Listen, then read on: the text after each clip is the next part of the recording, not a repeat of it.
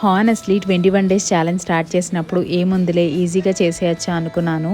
But days pass అయ్యే కొద్దీ ఎంత కష్టమో తెలుస్తుంది. ఇక్కడ 10,000 స్టెప్స్ కంప్లీట్ చేయడం కన్నా డిసిప్లిన్ చాలా ఇంపార్టెంట్.